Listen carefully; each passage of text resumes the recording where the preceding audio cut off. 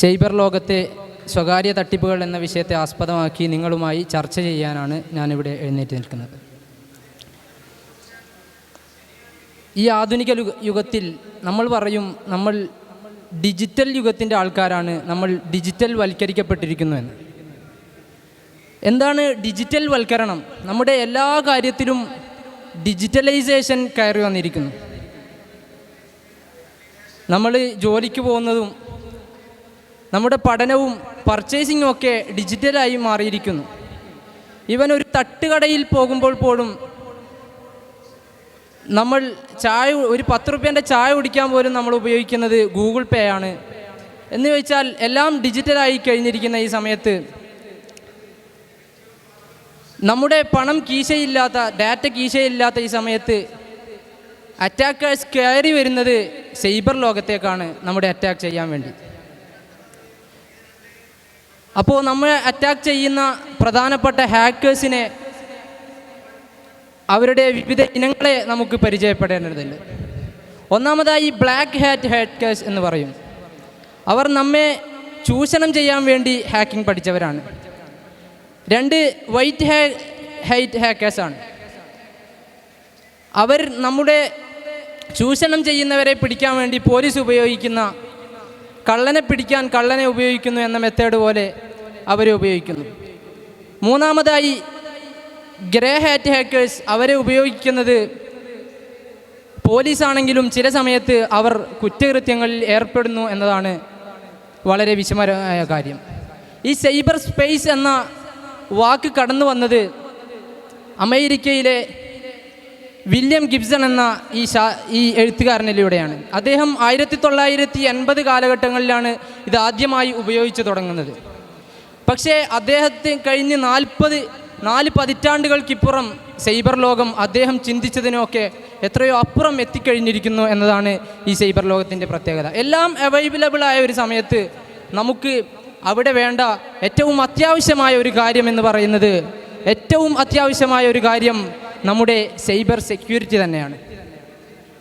നമ്മൾ വിചാരിക്കും cyber security പൈസയില്ലാത്ത, അല്ലെങ്കിൽ അങ്ങനെയൊന്നും ഇല്ലാത്ത എന്തിന് എനിക്ക് സൈബർ സെക്യൂരിറ്റി വേണം എന്ന് ചിന്തിച്ചാൽ, നമ്മൾ ബരാക്ക് ഒബാമയെ ചൂഷണം ചെയ്തത്, AI ചൂഷണം ചെയ്തത് അറിഞ്ഞിട്ടുണ്ട്. അതുപോലെ ഇന്ത്യയിലെ ലോകത്തെ ഏറ്റവും വലിയ ഡെമോക്രാറ്റിക് കൺട്രിയായ ഇന്ത്യയിലെ പ്രതിപക്ഷ പാർട്ടിയെ, ഓപ്പോസിഷനെ അവർ ചൂഷണം ചെയ്തത് ആപ്പിൾ എന്ന ഏറ്റവും സെക്യൂരിറ്റിയുള്ള ഫോണായ ആപ്പിളാണ് അവരെ ഒറ്റിക്കൊടുത്തത് എന്ന് കേൾക്കുമ്പോൾ സൈബർ സെക്യൂരിറ്റി ഏറ്റവും അപകടകരമായ രീതിയിലാണ് മുന്നോട്ട് പോകുന്നത്. അപ്പോൾ നമ്മുടെ പണം മാത്രമല്ല, ഐഡൻറ്റിറ്റിയും നമ്മുടെ സമാധാനവും ഒക്കെ തകർക്കാൻ സൈബർ ലോകത്തിനാവും എന്നതാണ് ഏറ്റവും വലിയ പ്രത്യേകത. സൈബർ ലോകത്ത് ടെററിസം പോലും ഇപ്പോൾ കടന്നു വന്നിട്ടുണ്ട് എന്നത്, അവരുടെ പരിശീലനവും ഫണ്ട് കളക്ഷനിങ്ങും ഒക്കെ നടക്കുന്നത് ഇപ്പോൾ സൈബർ ലോകത്തോടുകൂടെയാണ്. അതിനിടയിൽ വ്യവഹാരം നടത്തുന്ന നമുക്ക് തീർച്ചയായും വേണ്ട കാര്യമാണ് സൈബർ സെക്യൂരിറ്റി എന്നുള്ളത്. അങ്ങനെ സൈബർ സെക്യൂരിറ്റി ഇല്ലാതെ പോകുമ്പോൾ നമ്മുടെ ഐഡൻറ്റിറ്റി നഷ്ടപ്പെടാനും ഒക്കെ അത് കാരണമാകും. നമ്മൾ അറിയാതെ നമ്മൾ ഇരയും പ്രതികളുമാകുന്ന ഒരു സാഹചര്യം വരെ എത്തി നിൽക്കുകയാണ്. ഓരോ സമയത്തും ലോകത്ത് ഓരോ 10 സെക്കൻഡിലും ഒരു ക്രൈമെങ്കിലും സൈബർ ലോകത്ത് റിപ്പോർട്ട് ചെയ്യുന്നു എന്നതാണ് അത്ഭുതപ്പെടുത്തുന്ന കാര്യം. ഒരു ക്രൈമെങ്കിലും ലോകത്ത് റിപ്പോർട്ട് ചെയ്യപ്പെടുന്നു. കേരളത്തിലേക്ക് നമ്മൾ വന്നാൽ അത് ഏറ്റവും കൂടുതൽ, കേരളത്തിൽ 40 പേരെങ്കിലും ഒരു ദിവസം പരാതിയുമായി റിപ്പോർട്ട് ചെയ്ത കേസുകൾ എത്തി നിൽക്കുന്നു.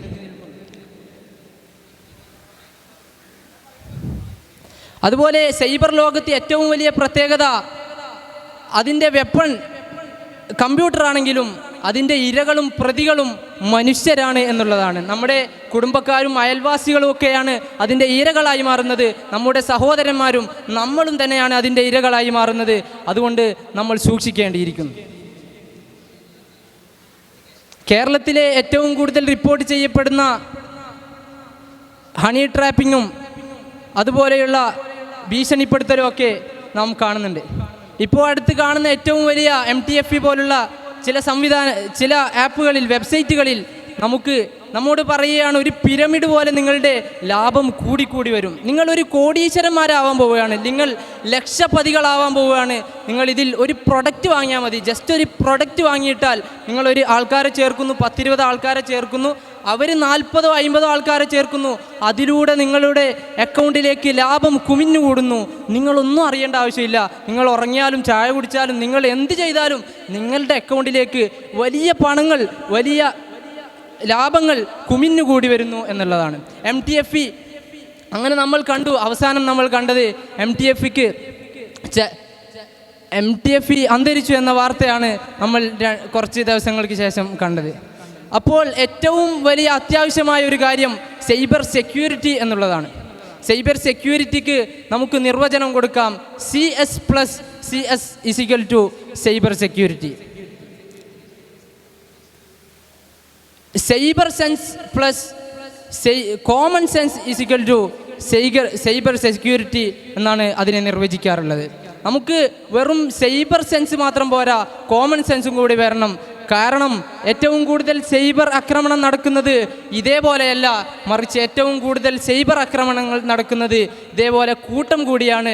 വലിയൊരു ആളുകളുടെ നിര, കസ്റ്റമേഴ്സ് സപ്ലൈയുടെ ചെയിൻ അല്ലെങ്കിൽ കസ്റ്റമേഴ്സ് ചെയിൻ അവിടെ നമുക്ക് കാണാനാവും. അതുകൊണ്ട് ഏറ്റവും കൂടുതൽ സൂക്ഷിക്കേണ്ടത് ഇത്തരത്തിലുള്ള അപകടങ്ങളെയാണ്. അതുപോലെ ട്രേഡിങ്ങും ഇതുപോലെ നമ്മെ ചതിച്ചുകൊണ്ട് ട്രേഡിങ്ങും ഇപ്പോൾ കടന്നു വന്നിരിക്കുന്നു. നമ്മൾ ഇതിലൊന്നും അകപ്പെടാൻ പാടില്ല. ഇങ്ങനെ കണ്ണഞ്ചിപ്പിക്കുന്ന ചില ചിത്രങ്ങൾ നമുക്ക് മുമ്പിൽ വെച്ച് നമ്മെ ആകർഷിപ്പിക്കുന്ന, നമ്മളെ കോടീശ്വരന്മാരാക്കുന്നു എന്നൊക്കെ പറഞ്ഞുകൊണ്ട് നമ്മുടെ സൈബർ ലോകത്തെ അവർ ഹാക്ക് ചെയ്തുകൊണ്ട്, നമുക്ക് സൈബർ ലോകത്തെ ഫിസിക്കൽ ആക്രമണങ്ങൾ ആണെങ്കിൽ നമുക്ക് പോലീസിനെ ഉപയോഗിച്ച് ഏറ്റവും പെട്ടെന്ന് പിടികൂടാൻ സാധിക്കും. പക്ഷേ സൈബർ ആക്രമണത്തിൻ്റെ ഏറ്റവും വലിയ ദോഷം എന്താണെന്ന് വെച്ചാൽ അവിടെ പോലീസ് ഡോഗിനെയോ അങ്ങനെയൊന്നും ഉപയോഗിച്ച് അവരെ പെട്ടെന്ന് പിന്തുടരാൻ കഴിയില്ല എന്നതാണ്. അതുപോലെ സൈബർ ലോകത്തെ ഏറ്റവും വലിയ, നമ്മൾ ചെറിയ നിസാരമായി കാണുന്ന കാര്യങ്ങൾ, നമ്മളൊരിക്കൽ ആരെങ്കിലും ചോദിച്ചാൽ ഗൂഗിൾ പാസ്വേഡോ അല്ലെങ്കിൽ Gmail ID കൊടുത്താൽ തന്നെ ഒരുപാട് ഡാറ്റകൾ അവർക്ക് കിട്ടും എന്നുള്ളതാണ്. നമ്മൾ ജസ്റ്റ് ഒരു ഗൂഗിൾ ID കൊടുത്താൽ അവർക്ക് കിട്ടാൻ പോകുന്നത് നമ്മളുടെ ഒരുപാട് ഡാറ്റകളാണ്. അവർ ആ ഇമെയിൽ ഉപയോഗിച്ച് ജസ്റ്റ് google.com എന്നടിച്ചു കൊടുത്താൽ, photos.google.com എന്നടിച്ചു കൊടുത്താൽ എല്ലാ ഫോട്ടോസും വരുന്നു. password.google.com എന്നടിച്ചു കൊടുത്താൽ എല്ലാ പാസ്വേഡും വരുന്നു. അങ്ങനെ contact.google.com എന്നടിച്ചാൽ എല്ലാ കോണ്ടാക്ട്സും വരുന്നു. അങ്ങനെ ഒരുപാട് ആക്രമണങ്ങൾ നമ്മൾ ഇതിൽ കാണേണ്ടിയിരിക്കുന്നു. അതുപോലെ നമ്മുടെ പാസ്വേഡ് ഏറ്റവും സെക്യൂർ ആക്കി വെക്കുക എന്നുള്ളതാണ്. പാസ്വേഡിനെ കുറിച്ച് ക്രൈസ് പിറില്ലോ എന്ന് പറഞ്ഞ ഒരു പ്രശസ്തനായ ഒരു വ്യക്തി പറഞ്ഞത്, പാസ്വേഡ് ആർ ലൈക്ക് അണ്ടർവെയർ എന്നാണ്. അണ്ടർവെയർ പോലെയാണ് പാസ്വേഡ് എന്ന്. കാരണം മറ്റുള്ളവർക്ക് ഒരിക്കലും കാണിച്ചു കൊടുക്കാൻ പറ്റൂല, ഇടയ്ക്കിടയ്ക്ക് ചേഞ്ച് ചെയ്തുകൊണ്ടിരിക്കണം.